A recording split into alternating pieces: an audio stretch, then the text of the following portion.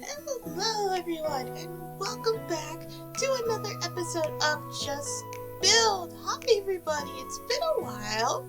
Oh, I also want to let you guys know I'm trying out some new skins. This is the one I'm currently wearing. I found this on Nova Skin, but I just changed the eyes to green and I added a little foxtail and ears to kind of match. I'm kind of experimenting with skins at the moment, so I'll be wearing some different skins temporarily just to kind of see if anything works out, and hopefully I can eventually make something that's unique to me and to my channel. And I hope you guys don't mind the change too much. Just trying to find myself a little bit in Minecraft anyways. But yeah, anyways, today we have a special video for you guys because I'm not just doing one build, I'm doing two builds today for you guys. I figured with all the support that I've been getting on this channel lately, I've surprised you guys by getting two builds today in this episode. You know, get you a little bit of extra time with me. But yeah, we're going to be doing two separate builds today in one video, and maybe eventually we'll get to where we do one big build in a video, which I'm not sure what we would do for that. I have to figure out some rules for that, because I don't know if I would use 6 blocks or 12, but basically, we'll figure that part out when we get to it. So now it's time to name the foxes for the day for our subscribers. First up, we have Tio Lolo, and then we have Hiko Tamaki as the next fox. And then last up is one commenter that left me a really good comment. His name is Sean Griffith, and I put the number 34 in the name because Sean left the 34 in the comment. And I thought it was super funny. It made me laugh, honestly. I thought it was super funny. But yeah, those are the foxes today, and welcome to the subscriber Foxdead. Now, it is time to get into the build, and this took quite a bit of time. This is like over 2 hours worth of recording. I'm not even kidding you guys. it took a lot to record this. And so basically we're going to keep the same rules, 6 blocks per build, and we're going to pretty much build around it. So I'm going to just go ahead and pull the 12 blocks that we need for the build. And I'll do by build, so we'll pull the first build blocks first. So we'll pull the first 6, and that'll be for build 1, and then the next 6 will be for build 2. So that's how we're going to do this. So we got a quite an interesting set of blocks today. I didn't actually expect the blocks to work because I just expect there to be like one block out of all of them that didn't work, but surprisingly for both builds we actually got quite a bit of blocks that actually kind of worked. And so these are the blocks I'm going to be using for the first build, and then these are the blocks I'm going to be using for the second build. I figured I'd just put them on screen instead of listing them because honestly I felt like I was going to forget. So I figured I'd just put them on the screen because I thought it'd be easier for you guys to read, and you know, it'd be a little bit easier. I need to eventually find time to use the furniture that I have in there because I put a furniture add-on and I barely use any of the furniture. Like, so far none of the builds I've done have required furniture, and I'm kind of sad about it. Same with the wool. I haven't used the wool yet. I'm hoping I can find a day to actually make the wool work. But yeah, I'm hoping one day I can use the wool and the furniture. And so now that I've separated the blocks, I think I'm finally ready to build. And I actually kind of figured out what I could build relatively quickly, actually. I figured with the first build, I could do something in a desert biome. And, you know, I was like, what could be in a desert biome? Like, we don't really have much in Minecraft to begin with for a desert biome specifically. But I figured I'd start just by using the cut sandstone and use it as like a sand texture. Maybe this could randomly spawn on top of the desert temple, I don't know. But I figured on the topic of temples, I can make a small temple of sorts. Because I mean, we have jungle temples and we have desert temples, but I wanted to make something a little bit different from the basic temple. And I didn't think about it at the time, but I eventually went with a Piglin Brute outpost because I thought it'd be such a cool idea after I used Blackstone as the inside of the wall. And I thought it was a really genuine good idea because we don't see many outposts. Like, we have Pillager outposts, sure, but we don't have any kind of piglet outposts other than the bastions in the nether. And honestly, I don't know about you guys, I don't have the energy to go to the nether and find a bastion. But as you can see, I had a little issue with the pillars in the corner because it wasn't lining up right, and so I quickly fixed that before I added these mossy cobblestone stairs, because I thought adding some moss would show like a nice little like decaying feature, like with the building being cracked and everything. I figured, of course, there would be like some moss building up around it, like because it's been sitting here for maybe a couple of ages, maybe it's been abandoned on the outside. They don't take care of it, but you know, they take care of the inside, perhaps, maybe. Because I had used the red glazed terracotta for something, so I figured, why not use that for the inside of the floor? And it actually surprisingly worked really well. I didn't think the red would actually, you know, fit anywhere. Like, I didn't think it was bad, it just, I was worried it wouldn't fit. So eventually I went around the top and I added the pillars and connected them all, because I wanted a sound structure. I mean, it's a ruined temple type area, so you gotta make it look structurally sound. And this is where I started to take out the grass on the inside, and I added the red glazed terracotta. And originally I was like, I wonder how this is gonna look. It cannot look that good. Like, I genuinely didn't think it would look that good. Surprisingly, it did. It wasn't like too much and it wasn't too little. It was actually surprisingly really good. And it's genuinely something I didn't expect. So yeah, I eventually went around and I started adding some holes for the windows.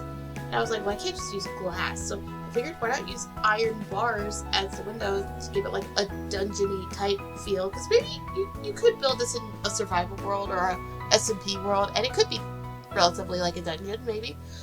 I mean, if you could put spawners in here, yeah, that would work as a dungeon. It could be like a Piglin Brute dungeon in the overworld, and I think that'd be pretty cool.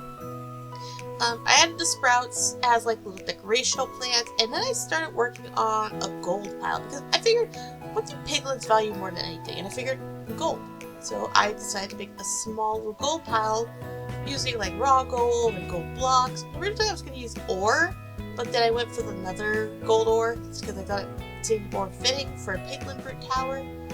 And I decided to start adding decorations. I was going to add gold on the wall, but I figured it'd be better to add the weapons, and I would add the gold as like loot in the chest. And I thought it was a cute little idea, because, I mean, let's be honest, who doesn't love a good bit of loot? Even though gold is like the worst material for tools and armor in the game. Like, I do think gold looks pretty, and I do wish gold had a little bit more of a use besides just golden carrots and apples and blocks. Because, I mean, otherwise, what do we really use gold for? And then I figured it'd be fun if I could make like some armor, so that way you can get like more loot than just, you know, the gold. And this armor would have trimming, and I never used the smithing table to make the trimming stuff before, so I was kind of experimenting, and I'll be honest, I did not know what to do. There was two I was really looking for, and mainly the ones I used were the rib and the snout template, because I felt like that would relate most to the piglins, you know, because, you know, they're pigs, and who doesn't love ribs? But yeah, I figured the gold wasn't working, so I figured I'd try the next best thing and go for the nether with the gold trim, and it was starting to look a little bit better. I didn't like how it looked with the rib, and so I went for the snout, and I thought the snout was the best one, so I went with two of those, and I think they look really, really good, honestly. Like, that's definitely something you can see a Piglin Brute wearing. Like, am I wrong? Like, I'm not wrong. Like, you can definitely see a Piglin Brute wearing that kind of armor. And so eventually I finished up the top with the, I believe this is Cobble Deep Slate, if I'm correct. I don't remember much of the blocks that I used, if I'm going to be honest, unless I can recognize it by look. And, yeah, I went around and I added more of the mossy cobble effect just to give it a decayed kind of look, give it an older feeling to it. And I think that's the word I meant to use in the last video, because like I couldn't find the word for it. And I think decay was the word I was trying to use, but I couldn't tell. I honestly really couldn't. But yeah, I think everything's looking good. It's starting to look a lot better, and I started filling in a little bit more with sandstone. Because I'm like, okay, so now we actually need to get a property around here because this looks a little bit small. I do like to make a landscape at least a little bit in my builds. I do like the landscape. Landscaping is so fun to do, except after you do it for like a certain amount of hours, then you start to drive yourself crazy. You drive yourself crazy doing landscape, you're gonna end up with a lot of brain rot. That's all I'm gonna say. But hey, that's what we love Minecraft for. We love Minecraft for the brain rot, and it's beautiful. It's beautiful. So I'm just going around filling whatever holes I need to fill in and making sure that, you know, there's no grass anywhere. And then I felt it was too squared, so I just went ahead and I started like making like a weird like shaped area. I didn't really have a shape in mind, so I was just kind of going nuts with it. I figured, give it a little bit of dimension, you know, give it some room, just so that it looks like it's actually like a splotch of land, like almost like someone took a paintbrush to it, if that makes any sense. And I thought it looked really good. And I used the dead coral as like a stand-in for like tumbleweeds, because we don't have tumbleweeds in the game. We just have like dead bushes. And I think tumbleweeds would look a lot better, and I feel like they would look like the coral in a sense. Next, I wanted to add some lighting to the top to make it look a little bit, you know, intimidating.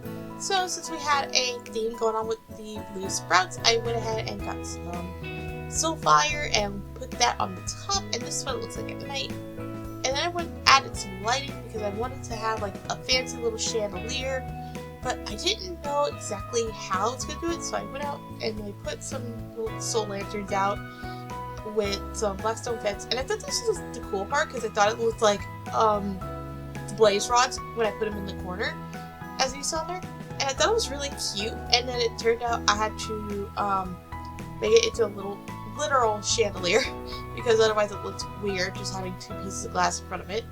But other than that, I went outside, added more soul lanterns for the lighting, and it was starting to look really, really good. And then I added windows to the top. Had to do the windows a little bit differently because I couldn't make it to the top, but it still worked out surprisingly well. I set the time back today, and I'll admit I had forgotten to add the birch planks that I initially had in the in the palette. I'll be honest, I genuinely forgot about that. I'm not gonna lie to you guys, and I probably would have edited it to where the fence was after the scene, but the problem with that is it probably would have showed off the other build, and I wanted you guys to be surprised, so I'm just kind of showing off the inside, and I officially named this the Piglin Brute Outpost for the desert location. I also had to make sure I was spelling desert right. Now on to the second build. This one was a little bit more tricky, and I was very surprised by the fact that we had such easy blocks to work with. And I was thinking, what could we do with this? And I figured, well, let's try something a little bee themed, but in a cave. And so I immediately got to work in trying to make a cave. I don't think this ended up too bad. At least I don't think. I'm not good with making like natural mountains. I still need to practice a lot on that. But I tried something a little bit different. So you know how Minecraft has like the geodes and they're like, you know, slightly open, but they're not completely, like they have like a hole on the side of it so where you can enter. Well, I tried to do something similar to that, if that makes sense.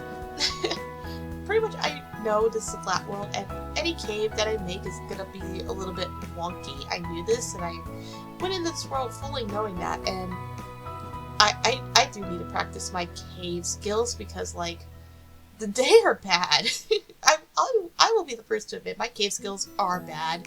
Like, I could go mining in caves, but nothing compared to this. I promise this is gonna look good, okay? Just please believe in me. Please believe in me. I'm doing my best. I'm literally going off an image right now as we speak. So I really did my best to try to mimic a geode.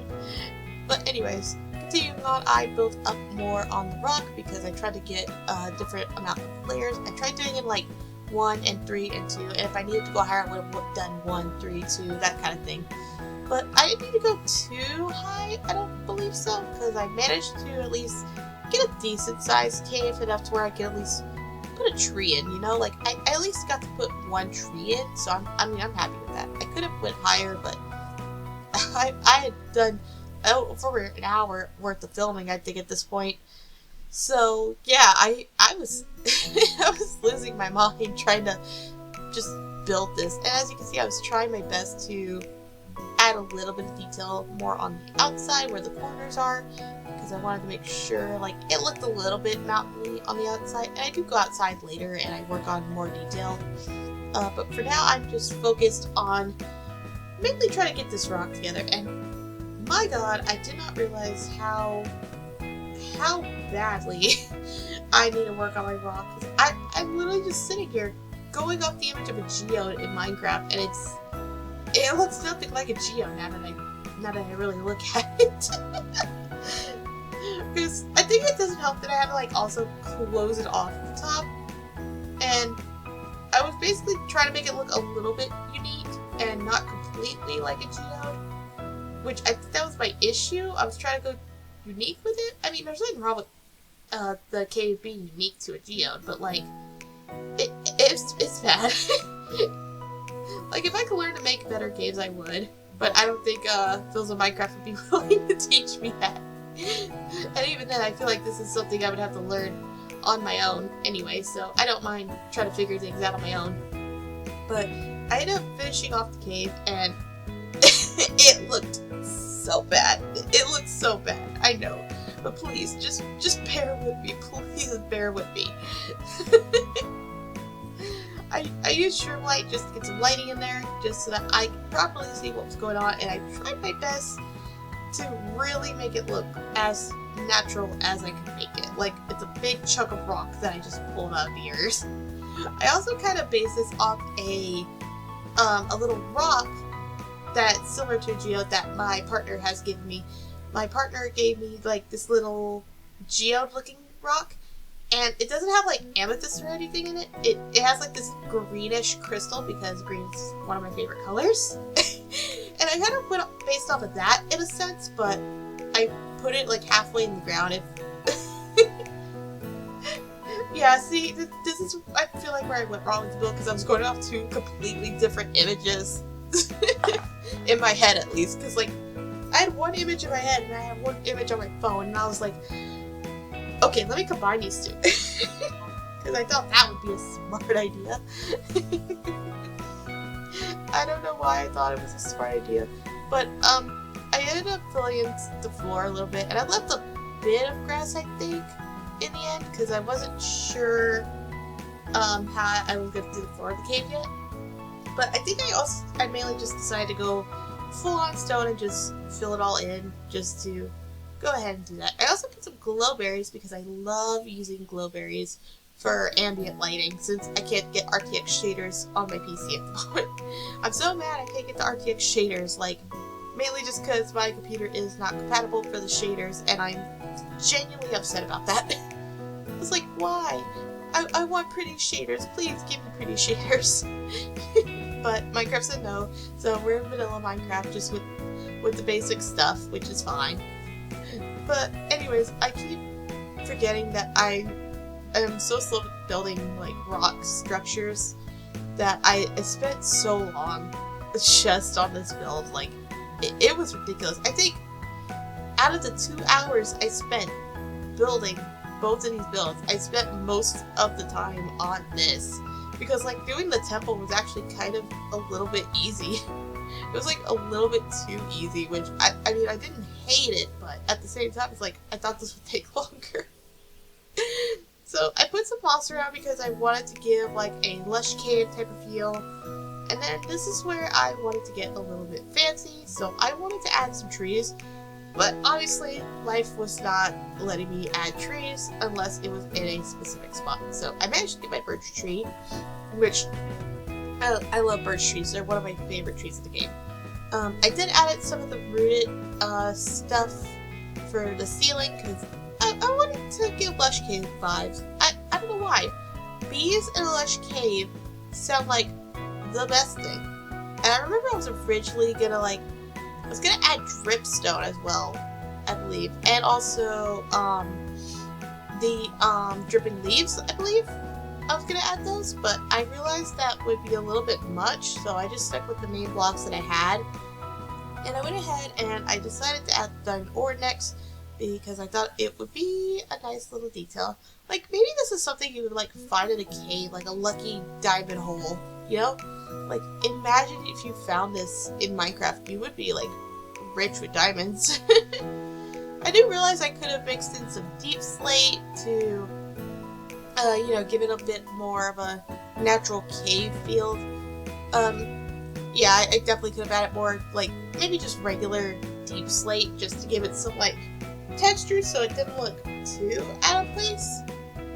And I decided I didn't know what to do with the coral, but I figured out I could maybe use it for, like, maybe, like, dead mushrooms or something. I don't know. I mean, it definitely adds some detail, like, you don't normally expect in a cave. I think that's pretty cool. I figured now it was time to add some little bits of honey, because I thought it'd be so cute to add, like, little blocks of honey just, like, around the diamonds and stuff. Maybe, like, the bees are slowly working their way and turning it into, like, you know, a little giant beehive type area, because, I mean, you know, bees do that. I remember one time when I was working at my last job, we had a dog park, and there was a bench, and for whatever reason, the bees just decided, yep, we're gonna live here. Like, literally just on the bench, like, on the leg of the bench, they decided to make, like, a little nest. And it was so cool because they did that thing where bees will pile up in, like, just this big, big pile of bees. And I believe that was around, I think that's based around, like, when they're doing that they do that kind of method to protect the queen until they, you know, they find a new temporary home for the queen to stay and be safe and make honey. So that was pretty cool, but unfortunately we did have to call someone to get the bees. But this is the progress that I've made so far. I'm sorry I was talking about bees the entire time. I got heavily distracted. But yeah, I decided to put some moss on top and, you know, just make it look a little bit natural. I figured I'd just grow the azalea trees because, I mean, they're already here. That's free trees right there. And then I decided to grab some bone meal and some, you know, some different types of leaves, just spread it around, make it look a little bit nice, a little cave-like. Because, again, I wanted to make an overgrown feel to it. I don't know if I completed that. I think I did. I mean, I feel like I made a good bit of progress on this. I could have done better. I also went outside to surround the area with some birch trees, because, I don't know, I think that would be cool. Just surrounding the cave with a bunch of birch trees, make it look a little bit nice. I did add some, like, makeshift bushes. Bushes? Bushes. Bushes. I did add some makeshift bushes on top of the rock area.